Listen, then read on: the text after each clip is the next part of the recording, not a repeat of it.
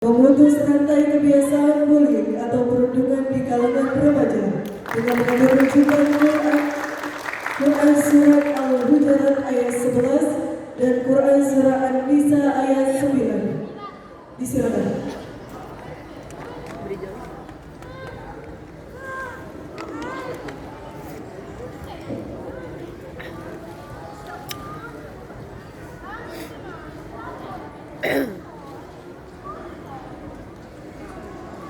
Kemajuan.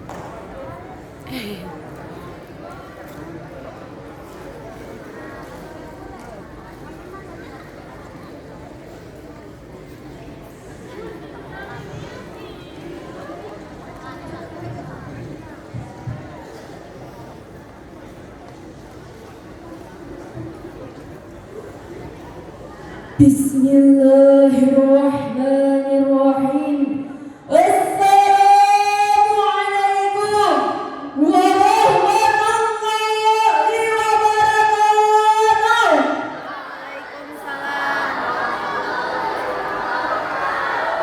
Alhamdulillahi wa kafa. Wassalatu wassalamu ala rasulil mustafa wa ala alihi wa sahbihi wa man ittaba. Amma ba'du. Dewan Hakim yang arif dan bijaksana yang kami muliakan, hadirin generasi Qurani yang kami banggakan. Dalam sejarah kehidupan manusia, tidak ada seorang pun yang melewatkan masa remaja. Masa remaja merupakan masa yang penuh dengan harapan, penuh dengan cita-cita, dan penuh dengan romantika kehidupan yang sangat indah. Keindahan masa remaja dihiasi dengan bentuk fisik yang kuat, tangan masih cepat, pendengaran masih akurat, pikiran masih cermat, pantas bila para pemuda merupakan bentuk maju dan mundurnya suatu negara. Hal ini terbukti sejak dahulu kala hingga saat ini dan yang akan datang. Sesuai dengan fitrahnya, para pemuda merupakan tulang punggung bagi suatu negara, penerus estafet perjuangan terhadap bangsanya. Sebagaimana Syekh Mustafa Al-Ghalayaini, seorang pujangga Mesir, berkata, sesungguhnya pada tangan-tangan pemuda urusan umat, dan pada kaki-kaki mereka terdapat kehidupan umat. Namun hadirin, problematika remaja yang belakangan ini muncul secara masif adalah maraknya isu-isu kebencian atau kabar-kabar perundungan yang dewasa ini populer dengan istilah bully. Besarnya perkembangan teknologi, terkhususnya dalam media komunikasi, menjadikan program ini semakin subur dan mudah berkembang dalam bentuk unggahan dan viral pada media sosial. Imbas aksi negatif secara halus bukan hanya memukul batin objek yang dicederainya, bahkan tetapi para publik pun turut gregetan melihat remaja yang dilakukan perundungan oleh teman-temannya yang dianggapnya lemah. Cyberbullying merupakan suatu tindakan berulang bertujuan untuk menakuti, membuat marah, atau mempermalukan mereka yang menjadi sasaran. Dari sinilah munculnya sebuah kegaduhan yang akan merusak stabilitas ketentraman remaja dalam menjalankan aktivitas sehari-hari.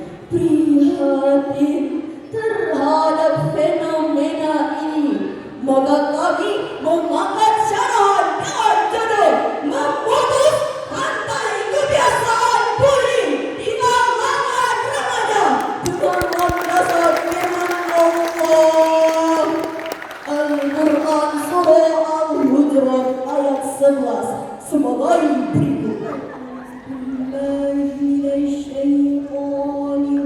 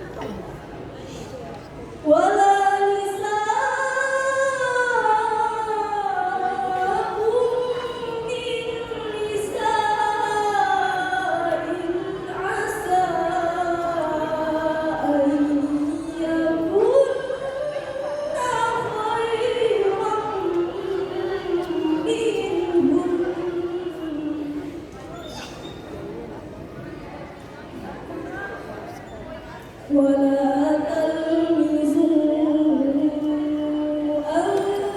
أنفسكم ولا تنابزوا بالألقاب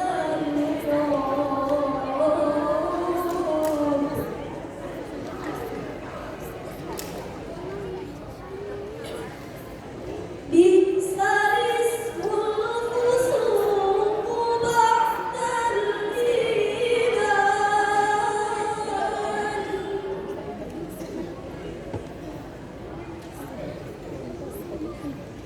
ومن لم يتب فأولئك هم الظالمون.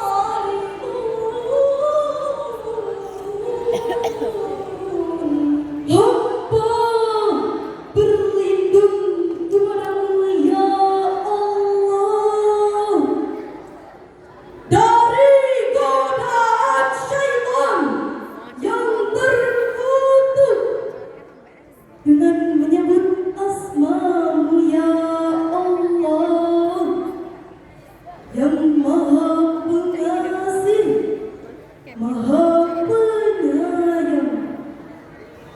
Wahai orang-orang yang beriman, janganlah suatu kaum mengolok-olok kaum yang lain, karena boleh jadi mereka yang diperolok-olokkan itu lebih baik daripada mereka yang mengolok-olok.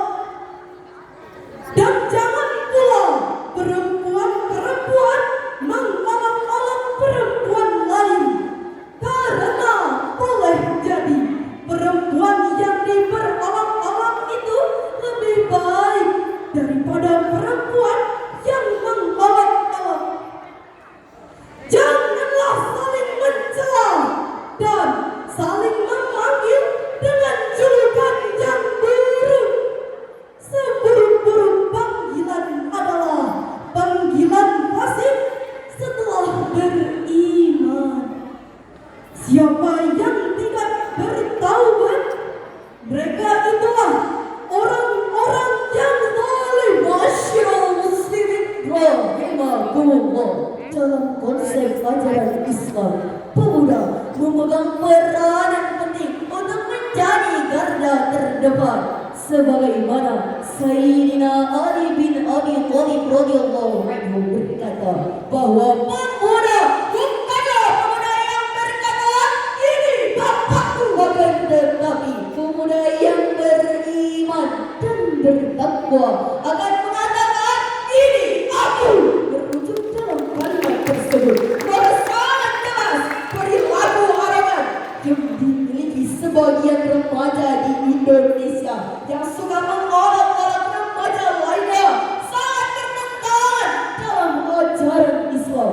Untuk inilah hari ini kita membutuhkan remaja yang dapat bersikap tangguh, kuat, serta tidak mudah terkontaminasi oleh pergaulan yang bebas untuk membangun tanah air tercinta. Menurut Profesor Dr. B.J. Habibie mengatakan bahwa setidaknya ada 5 kelemahan yang harus kita hindari, yakni lemah harta, lemah visi, lemah ilmu, lemah semangat hidup, dan yang sangat kita khawatirkan adalah lemah akhlak. Hadirin, jika 5 kelemahan ini melekat pada jiwa generasi penerus, maka saya yakin mereka bukan menjadi pelopor pembangunan, melainkan sebagai virus pembangunan, lambat pembangunan, baik penghancur pembangunan. Menurut hasil penelitian dari Asosiasi Penyelenggara Jasa Internet Indonesia, terdapat 49% dari 5.900 responden yang menjadi korban bullying. Kasus bullying ini sudah sangat meresahkan masyarakat, terutama orang tua yang anaknya mendapat perlakuan buruk tersebut. Komisi Perlindungan Anak Indonesia atau KPAI telah mencatat bahwa terdapat 3.800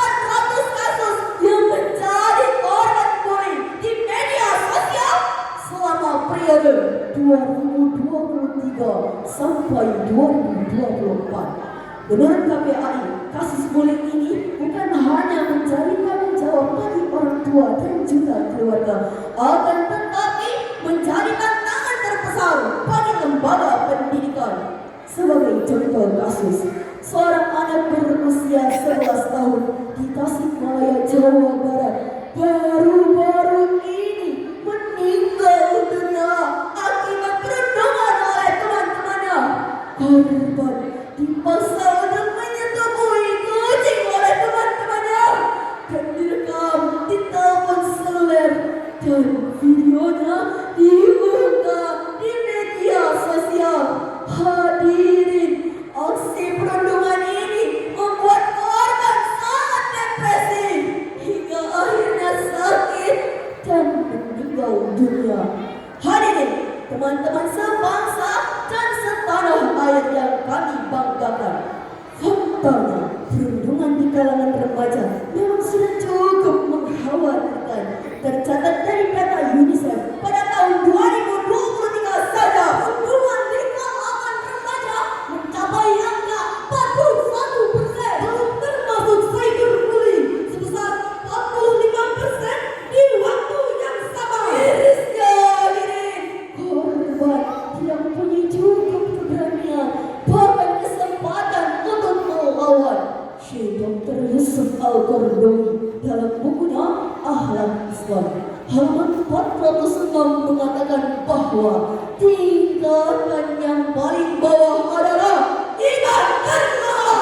Namun hal ini sama sekali tidak merepresentasikan sikap negatif, dan tingkatan yang paling bawah ini bukanlah sikap yang rela pada kematian atau diam tidak menyerukan kebenaran. Lantas, bagaimanakah cara kita untuk memutus mata rantai perundungan di kalangan remaja agar terhindar dari perbuatan terkeji tersebut? Mari simak firman Allah dalam Al-Quran surah An-Nisa ayat 9 sebagai berikut.